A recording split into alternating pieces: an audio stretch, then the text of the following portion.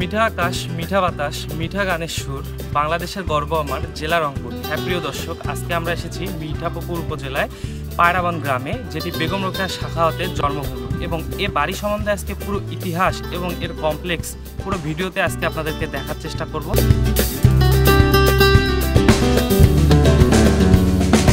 হ্যাঁ প্রিয় বন্ধুরা, আজকে আমরা এসেছি মিঠাপুকুর উপজেলার পায়রাবন গ্রামে, যেটি বেগম রোকেয়া সাখাওয়াতের জন্মভূমি। হ্যাঁ, আমরা তার ইতিহাসের কথাই বলছি। বেগম রোকেয়া সাখাওয়াত বাংলাদেশের একমাত্র নারী জাগরণীর অগ্রদূত। 9 ডিসেম্বর 1880 সালে মিঠাপুকুর উপজেলার পায়রাবন গ্রামে বেগম রোকেয়া সাখাওয়াতের জন্ম হয় এবং এটি হলো বেগম রোকেয়া সাখাওয়াতের একমাত্র ভাস্কর্য।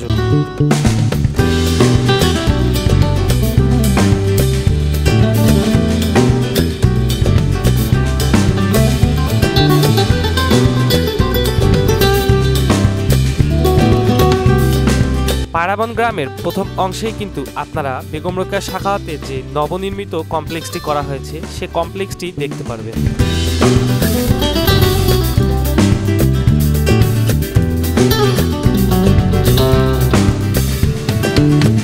হ্যাঁ, এবার এক নজরে দেখে নেওয়া যাক কমপ্লেক্সটির ভিতরে ঠিক কি কি রয়েছে।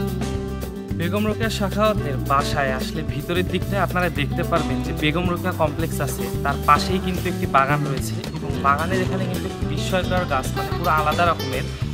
গাছটি কিন্তু পুরোই শুকিয়ে গিয়েছে, কিন্তু এখনো টনটনে অবস্থায় পুরো গাছটি দাঁড়িয়ে রয়েছে।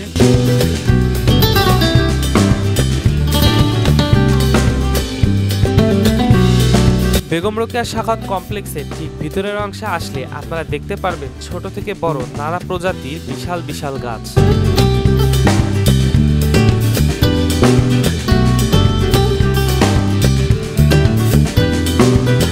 কমপ্লেক্সটির ভিতরের অংশের প্রতিটি গাছই কিন্তু প্রায় লম্বা আকৃতি। কমপ্লেক্সটির পুরো জায়গা ঘোরার পর আমার যেটি মনে হয়েছে, এটি হচ্ছে সবথেকে উঁচু গাছ এই বেগম রোকেয়া কমপ্লেক্সের।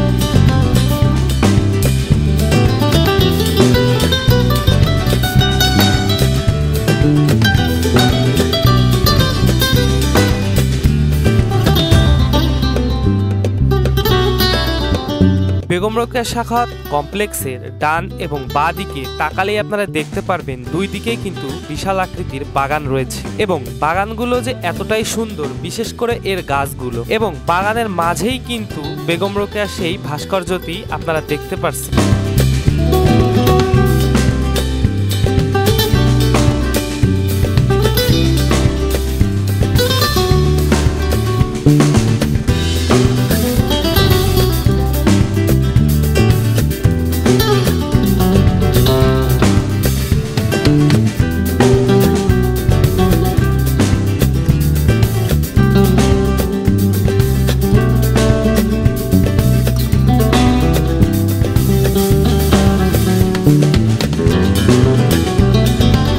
বেগম রোকেয়া সাখাওয়াতের সুন্দর এই ভাস্কর্যটি কিন্তু বাংলাদেশের একমাত্র এই বেগম রোকেয়া কমপ্লেক্সেই রয়েছে।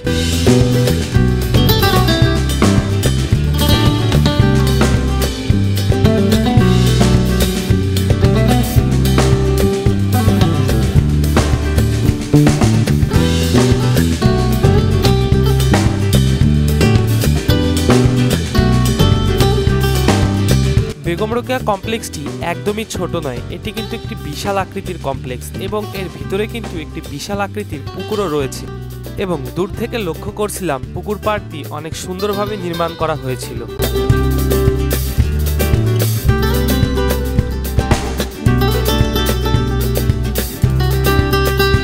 এবং পুকুরটির পাড় ঘেঁষে এবং কমপ্লেক্সের পিছন দিকেই কিন্তু দুটি কোয়ার্টার রয়েছে, যেটি বেগম রোকেয়া কমপ্লেক্সের যারা কর্মকর্তা কর্মচারী আছে তাদের থাকার জন্য।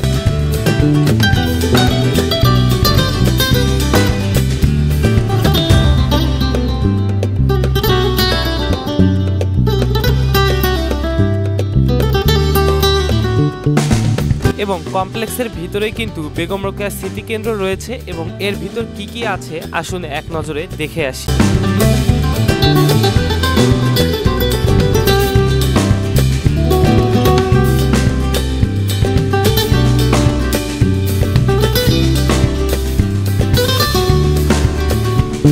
বাগানটির বিশেষ আকর্ষণই হচ্ছে গোলাপ ফুল।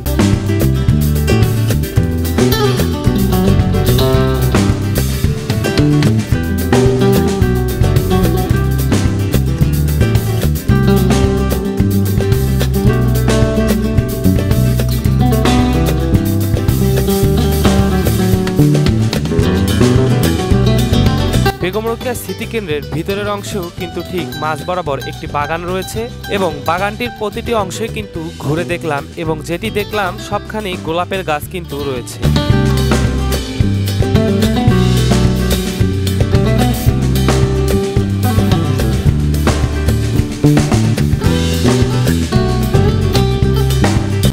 এবং বেগম রোকেয়া স্মৃতি কেন্দ্রের ভিতরে কিন্তু আরও রয়েছে লাইব্রেরি এবং লাইব্রেরিটি ভিডিও করা বারণ থাকায় আমরা কিন্তু লাইব্রেরিটি ভিডিও করতে পারিনি এই স্মৃতি কেন্দ্রের ভিতরে।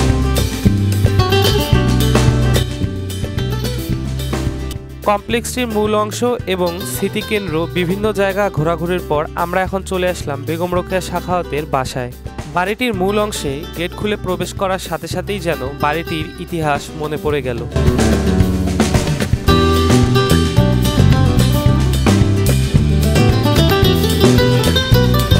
এ বাড়িটি নিয়ে কতই না কৌতূহল মানুষের মনে কাজ করে। সরাসরি যারা এখনো আসেননি এ বাড়িটি অবশ্যই একবার হলেও ঘুরে যাবেন।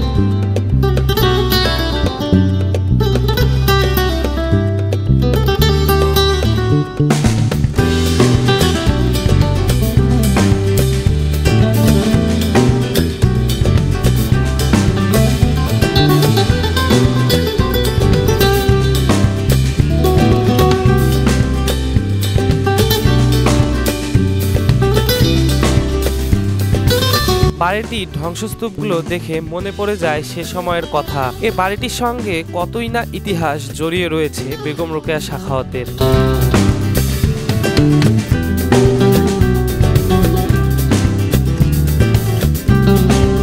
বাড়িটির প্রায় প্রতিটি অংশই কিন্তু মাটির নিচে একদম তলিয়ে গিয়েছে, শুধু কিছু কিছু দেয়াল এখনো দাঁড়িয়ে রয়েছে এবং বাড়িটির মধ্যে কিন্তু খেজুর গাছ সহ অসংখ্য গাছ আপনারা আসলে দেখতে পারবেন।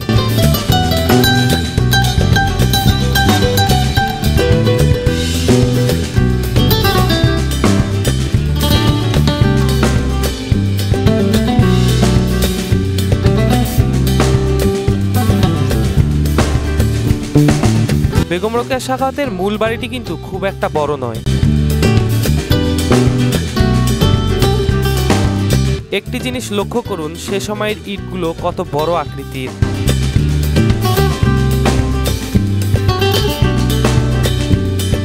এখনো কিন্তু বাড়িটির মূল অংশের দেয়ালগুলো দাঁড়িয়ে রয়েছে।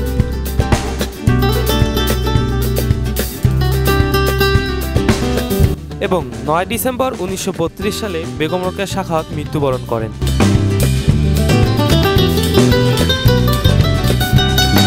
বাড়িটির মূল অংশ থেকে বের হয়ে কিন্তু তার পাশে কিন্তু কিছু দোকান রয়েছে যেখানে বিভিন্ন রকমের জিনিসপত্র পাওয়া যায়, যেখানে দর্শনার্থীরা আসলে এখানে বিভিন্ন কেনাকাটা করেন।